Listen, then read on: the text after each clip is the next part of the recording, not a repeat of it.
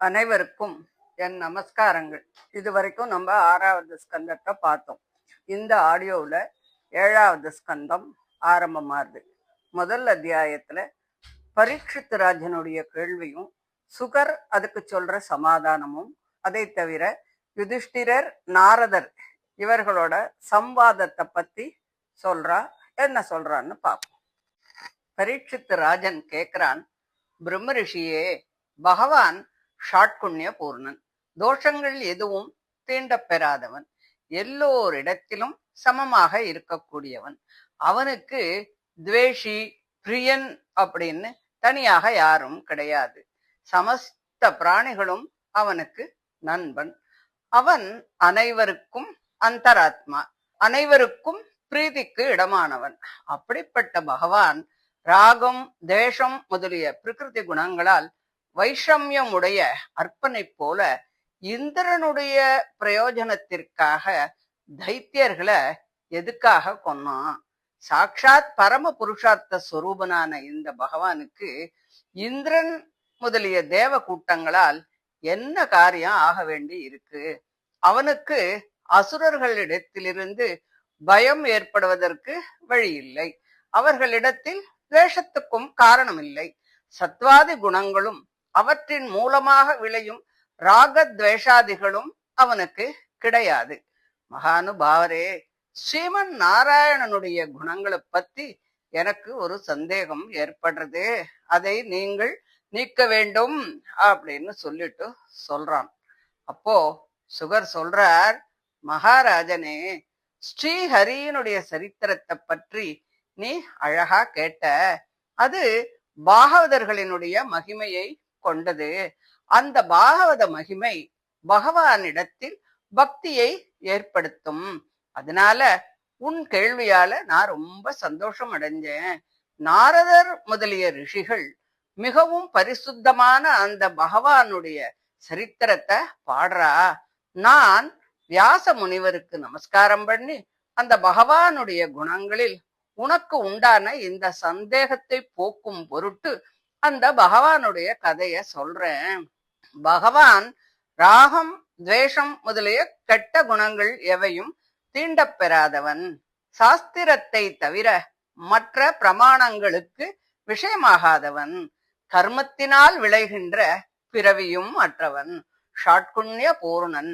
சேதன அச்சேதன ரூபமான இருவகை பிரகிருதியை காட்டிலும் வித்தியாசமானவன். இருந்தாலும் தனது அம்சமாகிய பிரகிருதியில் பிரவேசித்து இந்த பிரபஞ்சமாக விரிவடைந்து இந்த பிரபஞ்சமே தானாவாக இருக்கிறான். பாதிக்கும் தன்மை பாதிக்கப்படும் தன்மை இரண்டும் சரீரபூதமான தேவ மனுஷ்யாதிகளை சேர்ந்தவைகளே தவிர ஈஸ்வரனை சேர்ந்தவைகள் இல்லை. சத்வ ரஜஸ் தமசுக்கள் பிரகிருதியின் குணங்களே தவிர பரமாத்மாவின் குணங்கள் இல்லை. அந்த குணங்கள் ஒருவனுக்கு ஒரே நேரத்தில் உண்டாகாது, ஒரே சமயத்தில் அடங்கவும் செய்யாது. ஒரு சமயத்தில் ஒருவனுக்கு ஒரு குணம் மட்டும்தான் தலையெடுக்கும். அப்போ மற்ற 2 குணங்களும் அடங்கி இருக்கும். அதுக்கு காரணம் அவரவர்களுடைய கர்ம பரிபாகம்தான். தேவர்களும் ரிஷிகளும் பெரும்பாலும் புண்ணிய கர்மமே செய்கின்றவர்கள். அவர்களுக்கு பெரும்பாலும் சத்துவ குணமே தலையெடுத்து இருக்கும். அசுரர்கள் பாபத்தையே செய்பவர்கள். அவர்களுக்கு ரஜோகுணம் தலையெடுத்து இருக்கும். யக்ஷர்களும் ராட்சசர்களும் மிகவும் பாபிஷ்டர்கள். அதனால் அவர்களுக்கு தமோகுணம் தலையெடுத்து இருக்கும். தேவாதிகளுக்கு சத்வகுணம் தலையெடுத்து இருக்கும். தேவாதிகளுக்கு சத்வகுணம் தலையெடுத்திருக்கும் பொழுதும் அசுரர்களுக்கு ரஜோகுணம் தலையெடுத்திருக்கும் பொழுதும் யக்ஷ ராட்சசர்களுக்கு தமோகுணம் தலையெடுத்திருக்கும் பொழுதும் அவர்களிடத்தில் ஈஸ்வரன் நுழைந்து அந்தந்த குணங்களுக்கு உரிய காரியங்களை செய்விக்கின்றான். சத்துவகுணம் தலையெடுக்க பெற்ற தேவர்களை அனுகிரகித்து அவர்களுக்கு ஜெயத்தையும் தருகிறான்.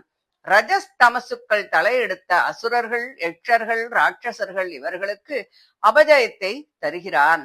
அனைவருக்கும் அந்தராத்மாவாகிய சர்வேஸ்வரன் ஒருவனுக்கு ஜெயத்தை மட்டுமோ அபஜயத்தை மட்டுமோ தரமாட்டான். அவரவர்கள் செய்த கர்மங்கள் பரிபாக தசையை அடையும் பொழுது அவரவர்கள் கர்மங்களுக்கு தகுந்தபடி சத்வாதி குணங்கள் தலையெடுக்கின்றது. ஈஸ்வரன் சத்தகுணம் தலையெடுத்தவர்களுக்கு ஜெயத்தையும் ரஜஸ் தமோ குணங்கள் தலையெடுத்தவர்களுக்கு அபஜயத்தையும் தருகின்றான். சத்வாதி குணங்களின் தோற்றமும் அவற்றின் மறைவும் கர்மாதீனமாக ஏற்படுவதால் அவற்றை அனுசரித்து ஜெய அபஜயங்களை கொடுக்கின்ற ஈஸ்வரனுக்கு எந்த பட்சபாதமும் கிடையவே கிடையாது. தேவாதிகளுக்கு பெரும்பாலும் சத்வகுணமே தலையெடுத்திருப்பதால் அவர்களுக்கு அநேகமாக ஜெயம் ஏற்படுகிறது. சில சமயம் அபஜயமும் உண்டாகலாம். பாபிகளான அசுராதிகளுக்கு பெரும்பாலும் ரஜஸ்தமோ குணங்கள் தலையெடுத்திருக்கும். அதனால் அபஜயம் ஏற்படுறது. ஒரு சமயம் ஜெயமும் அவர்களுக்கு உண்டாகும். கட்டை முதலியவற்றில் அக்னி முதலிய வஸ்துக்கள் போல ஈஸ்வரன் தேவாதி பூதங்களில் புகுந்து இருந்தாலும் அவற்றின் தோஷங்கள் தீண்டப்படாதவன். கட்டைகளை காட்டிலும் அக்னி முதலியவை வேறுபட்டு தோன்றாதது போல ஈஸ்வரன் தேவாதி பூதங்களில் உள்புகுந்து இருந்தாலும் பிரகிருதி புருஷ ஈஸ்வரர்களின் உண்மையை அறியாதவர்களுக்கு அவற்றை காட்டிலும் அவன் வேறாக தோன்றமாட்டான். பிரகிருதி புருஷன் ஈஸ்வரன் ஆகிய இந்த 3 தத்துவங்களின் சொரூபத்தை அறிந்தவர்கள் பல ஜென்மங்கள்ல விவேகத்தோடு பக்தி யோகத்தை அபியாசம் பண்ணி ஆத்மாவுக்கு அந்தராத்மாவான பரமாத்மாவை கடைசியில் சாட்சாத்கரிக்கிறார்கள். இந்த பரமபுருஷன் தன்னுடைய சங்கல்பத்தால ஜீவாத்மாக்களுக்கு தேவ மனுஷ்யாதி சரீரங்களை படைக்க விரும்பி ரஜோகுணத்தையும் அவற்றை காக்க விரும்பி சத்துவகுணத்தையும் சம்ஹரிக்க விரும்பி தமோ குணத்தையும் தூண்டிவிடுகிறான். ராஜனே, பரமாத்மாவான சர்வேஸ்வரன் தனக்கு சரீரமான காலத்தை நிமிஷம் முதலிய பல கூறுகளாக பிரித்து பிரகிருதி புருஷர்களை கொண்டு சேதனா சேதன ரூபமான இந்த பிரபஞ்சத்தை எல்லாம் உண்டாக்குகிறான். அதனால் ஜீவாத்மாக்களுடைய கர்ம பரிபாகத்திற்கு உரிய காலத்தை தூண்டுகின்றவன் அந்த சர்வேஸ்வரன் தான்.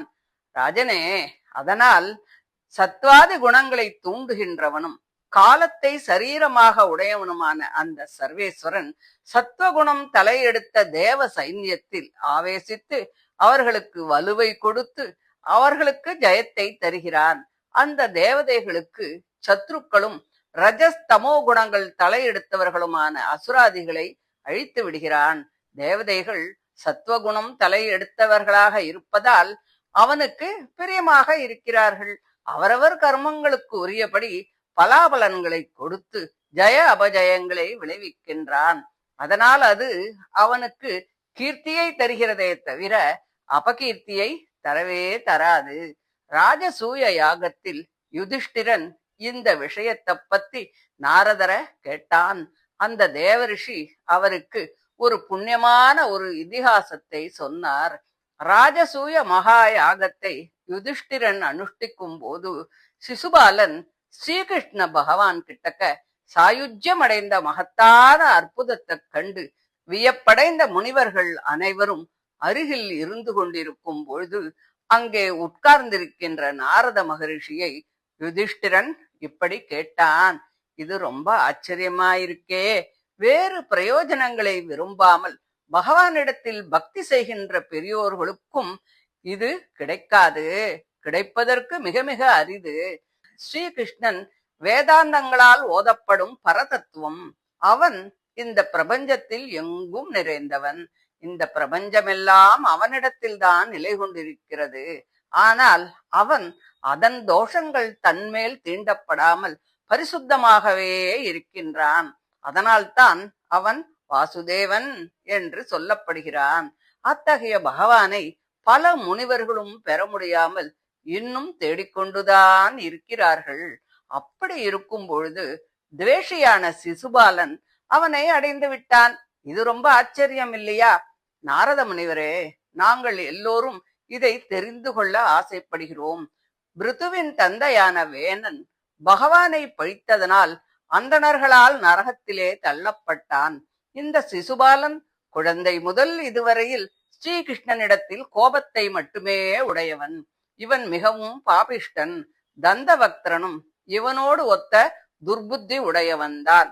இந்த சிசுபாலன் தந்தவக்தரர்கள் பரபிரம்மமும் நிர்விகாரணமான ஸ்ரீகிருஷ்ணனை ஓயாம திட்டிண்டே இருந்தாலும் இவர்கள் நாக்கில் வெண்குஷ்டம் வரவில்லை. அவர்கள் நரகத்தையும் அடையவில்லையே. சமஸ்த லோகங்களும் பார்த்து கொண்டிருக்கும் போது நிரூபித்து அறிய முடியாத அந்த பரஞ்சோதியான பகவானுடைய சாயுஜ்யத்தை இவர்கள் அனாயாசமாகவே அடைந்து விட்டார்களே. இது எப்படி? விளக்கின் ஒளி காற்றினால் அலைவது போல என் புத்தி பிரமிக்கிறது. இது ரொம்ப ஆச்சரியமா இருக்கு. இதனுடைய காரணத்தை எனக்கு சொல்லணும் அப்படின்னு கேட்கிறான் யுதிஷ்டிரன். இப்படி யுதிஷ்டிரன் கேட்டதும் நாரத முனிவர் ரொம்ப சந்தோஷம் அடைஞ்சு சபையில் உள்ளவர்கள் அனைவரும் கேட்டுக்கொண்டிருக்கும் போது அந்த கதையை சொல்ல ஆரம்பிக்கிறார்.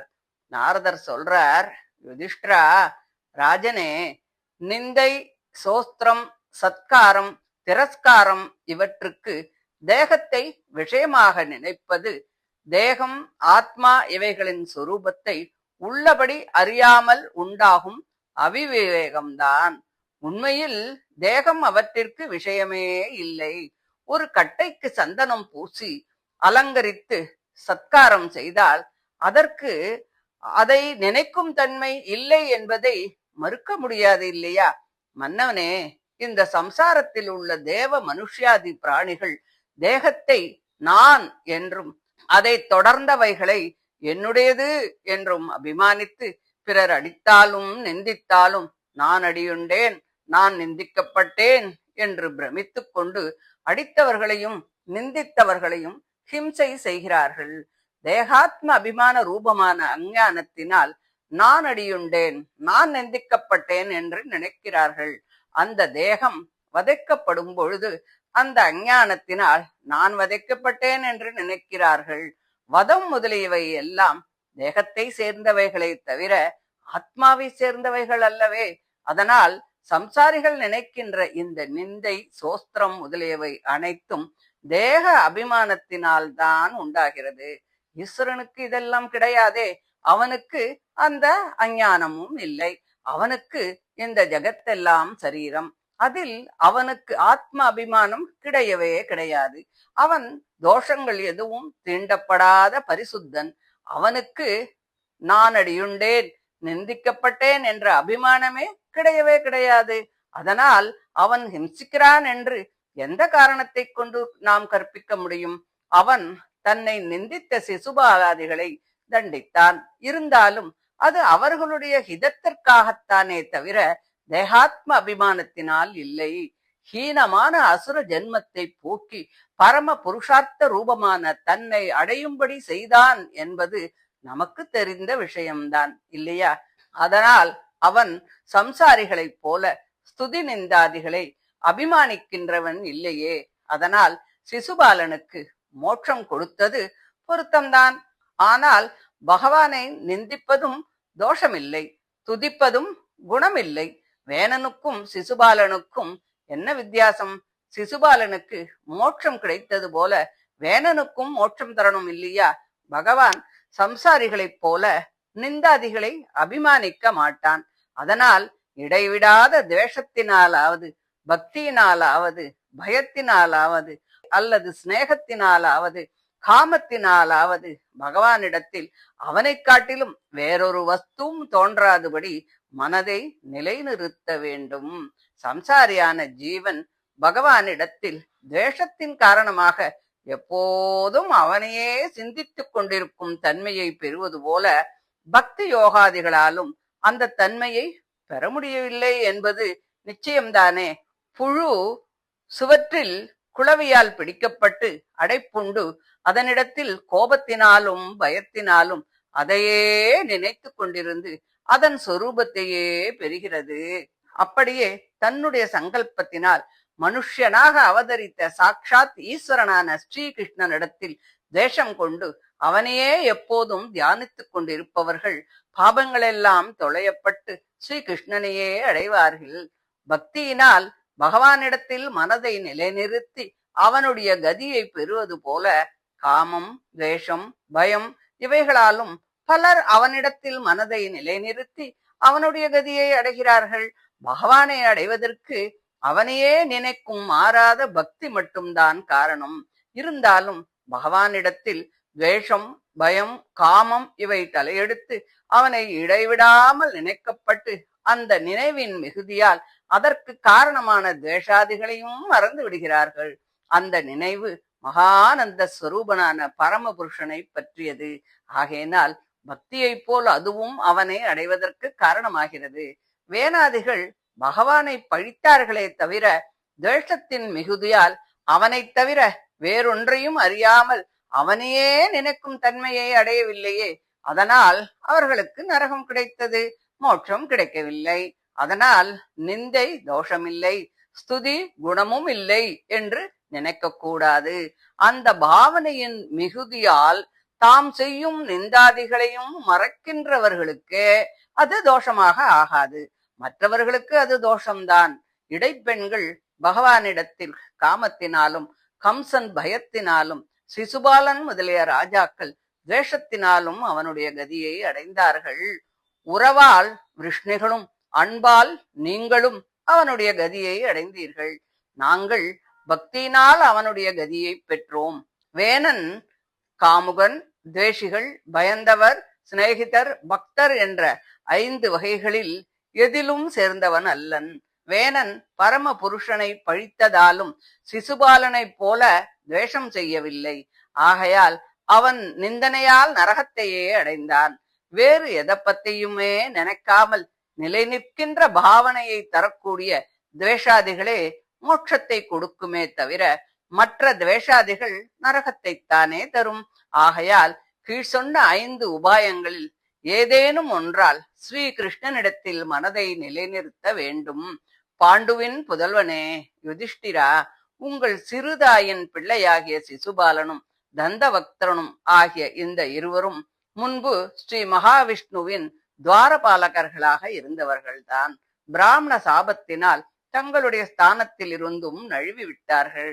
முன்பு பகவானுக்கு மிகவும் அனுகூலர்களாக இருந்ததாலும் இப்பொழுது ஏற்பட்ட துவேஷத்தின் மிகுதியாலும் பகவானையே இடைவிடாமல் நினைக்கும் பாவ அதிசயத்தை பெற்று அதனால் மோட்சத்தையும் அடைந்தார்கள் அப்படின்னு சொல்லி நாரதர் சொல்றார். அப்போ யுதிஷ்டர் சொல்றார், சாபம் எப்படிப்பட்டது? விஷ்ணுவின் பக்தர்களான அவர்களை அவமதித்து சாபம் கொடுத்தவர் யார்?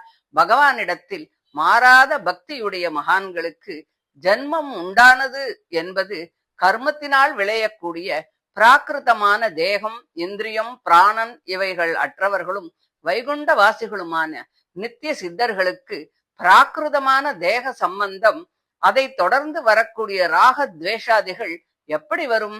இதில் எனக்கு சந்தேகம் வருது, இதை விவரமா சொல்லணும் அப்படின்னு சொல்லிட்டு கேக்குறான்.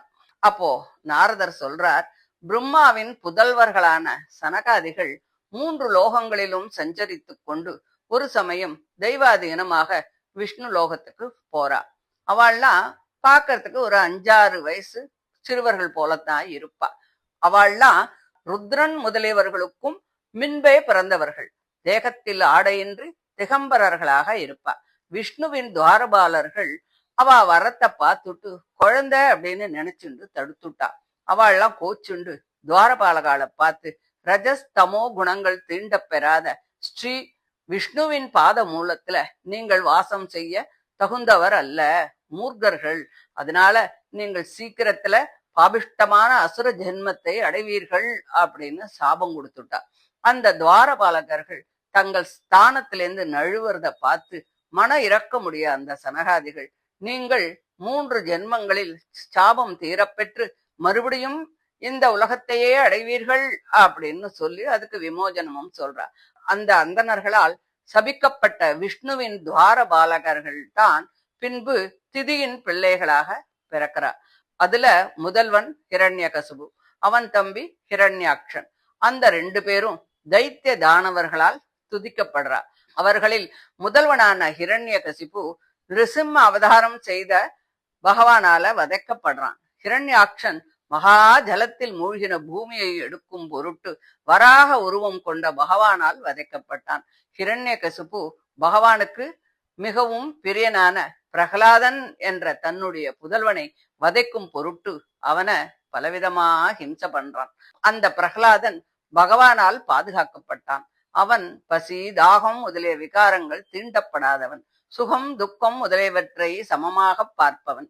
அவன் சகலமானவர்களுக்கும் அந்தராத்மாவான பரமாத்மாவாகவே தன்னை பாவித்துக் கொண்டிருந்தான். ஆகையால் ஹிரண்யகசிபு அவனை எந்த வழியிலும் வதைக்க முடியவில்லை. அந்த ஹிரண்யாட்ச ஹிரண்யகசிபுக்கள் இருவரும் தான் இந்த இரண்டாவது ஜென்மத்துல விஸ்ரவசுக்கு கேகசி இடத்துல ராவண கும்பகர்ணர்களாக பிறக்கிறார். அவர்கள் இருவரும் உலகங்களை எல்லாம் கஷ்டப்படுத்தின்னு இருக்கா. அந்த ஜென்மத்திலும் பகவான் ஸ்ரீராமனாக அவதாரம் பண்ணி சாபம் நீங்கும் பொருட்டு அவர்களை வதைக்கிறான். அந்த ராம அவதாரத்தின் மகிமைகளை நீ மார்க்கண்டேயர் இடத்துல கேட்க போற. அதனால அதை பத்தி நான் இப்போ உனக்கு சொல்லல. அந்த ராவண கும்பகர்ணர்கள் இப்போ மூன்றாவது ஜென்மத்துல உன் தாய்க்கு உடன் பிறந்தவர்களான சிசுபால தந்த பக்தர்களாக 2 க்ஷத்திரியர்களாக பிறக்கிறார். அவர்கள் இப்போ சாபத்திலிருந்து விடுபட்டு ஸ்ரீ கிருஷ்ணனுடைய சக்கரத்தினால் பாபங்கள் தொலை பெற்றார்கள். அவர்கள் ஓயாத வைரத்தினால் பகவானை இடைவிடாமல் தியானித்துக் கொண்டிருந்தார்கள். அந்த தியானத்தின் மகிமையினால் அவர்கள் பகவானுடைய சாரூபியத்தை அடைந்து துவார பாலகர்களாகி முன்போலவே மகாவிஷ்ணுவின் பாஸ்வத்தை அடைந்தார்கள் அப்படின்னு சொல்றார். அப்போ யுதிஷ்டிரன் சொல்றார், மிகவும் பிரீதி செய்ய தகுந்த புதல்வனும் நல்ல குணங்கள் அமைந்த மகானுபாவனுமான பிரகலாதனிடத்தில் ஹிரண்யகசிபுவுக்கு ஏன் அப்படி ஒரு துவேஷம் வந்தது? பிரகலாதனுக்கு தன்னை பரமாத்மாவாகவே பாவிக்கும்படியான அந்த நிலைமை எப்படி ஏற்பட்டது? இத பத்தி எனக்கு சொல்லணும் அப்படின்னு கேட்கிறான் அப்படின்னு சொல்லி இந்த முதல் அத்தியாயத்தை முடிக்கிறார். இதை தொடர்ந்து 2வது அத்தியாயத்துல ஹிரண்யகசிபுவனுடைய விருத்தாந்தத்தை பத்தி சொல்றார். அதை அடுத்த ஆடியோல பார்க்கலாம். தேங்க்யூ.